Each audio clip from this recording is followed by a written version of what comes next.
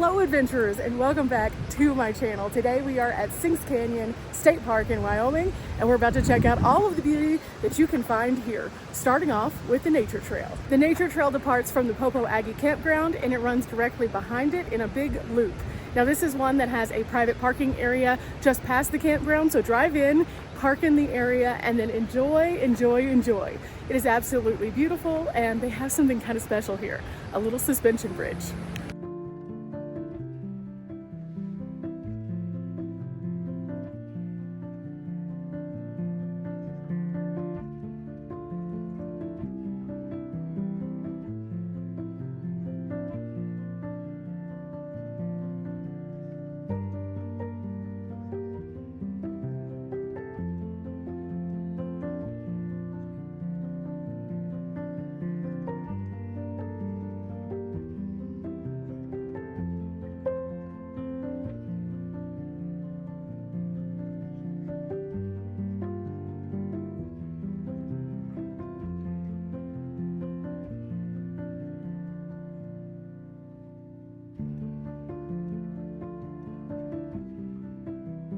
Next up, let's talk about camping.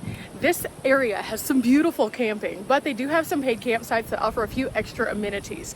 Now, they do have two pricings for this. They have Wyoming residents and non-residents, and they do require reservations after May 1st until the end of the season.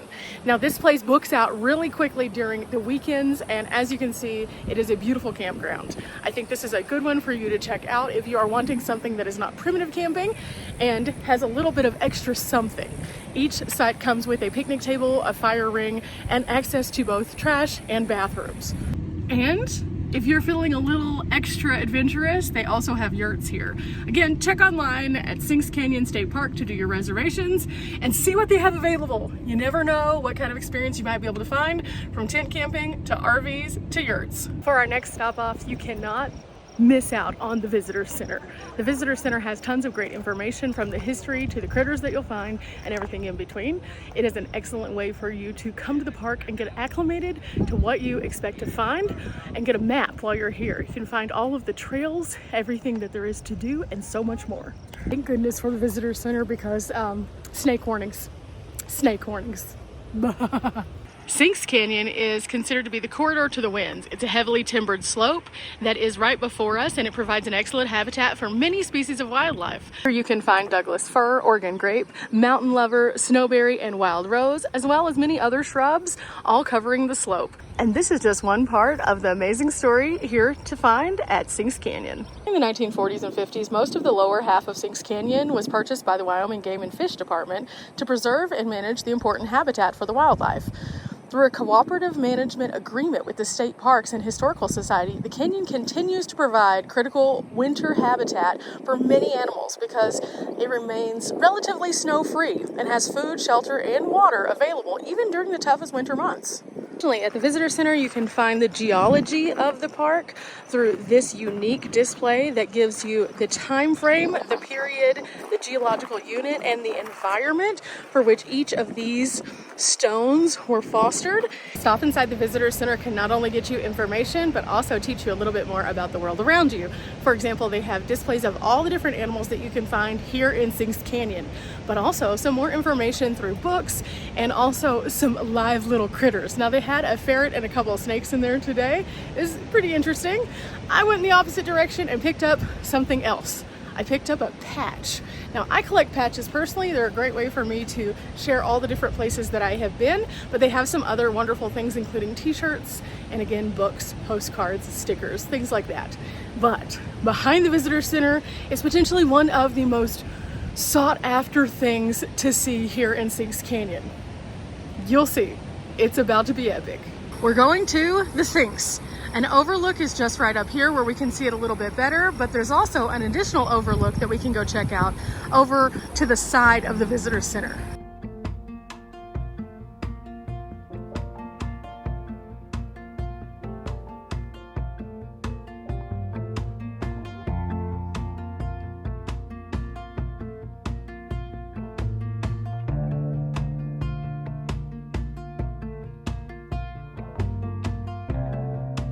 Now here you can learn a little bit more about the sinks. They are a series of cracks and crevices at the back of the cavern, and they actually shoot water from the Popo Aggie River into what is called the sinks.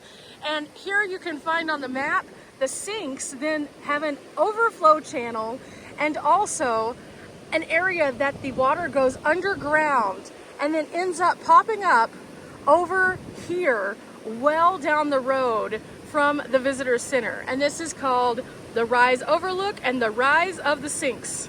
Now, interestingly enough, they did a test at one point to figure out where exactly the water goes. And they discovered that from the time that it goes into this little cave until the time that it shoots out on the other end is approximately 2 hours. They did this by putting dye that was safe for the environment into the water and figured out how long it would take to re-emerge. 2 hours. Now, where does it go in that time? They're not really sure. The crevices are very thin and small, and so they can't really get into all of them to figure out exactly how far and extensive this little underground tunnel system is. However, they associate that it probably started out during a glacial time, and it started with these little cracks and crevices that would open up and allow water to pass through. And I mentioned there was another place that we could go. It's off to the side of the visitor center. So off we go to meander to find the other place where we can see the water rushing in. Oh, look at that. That is amazing. Now, additionally, there is another small trail that is a little bit more accessible over across from the visitor center. They have lots of interpretive signs. I highly recommend taking this one simply because they tell you about more of the plants and animals, very similar to the nature trail, only this one is a little bit more extensive. It has a few bridges, a few winding points, and I did this one the last time that I was here. For this next stop, there is a huge parking area right here and a small walk down to something pretty epic. Now, this is where the sink rise comes out. So this is where the water comes out after it's been in the crevice. And again, it takes about 2 hours to get here.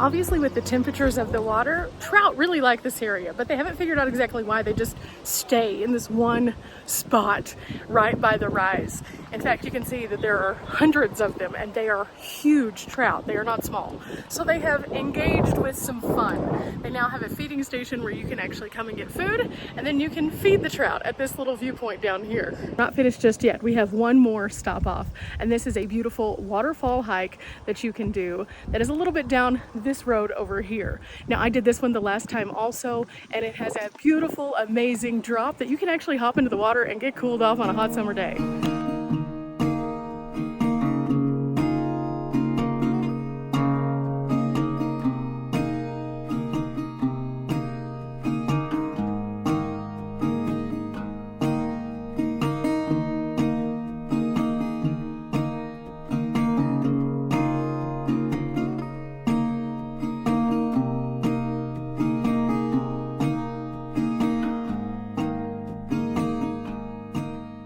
As we reach the conclusion of our day here at Sinks Canyon, I think you can see why everyone should check this out if you're in Wyoming, especially if you're in the Lander area. It is beautiful. It is a great way for you to see something a little bit different with the sink, but also to observe some beautiful nature and check out something that brings you joy and recreation here in Wyoming. Remember, guys, we're not here for a long time, but we are here for a good time. I'll see you guys next time. Bye!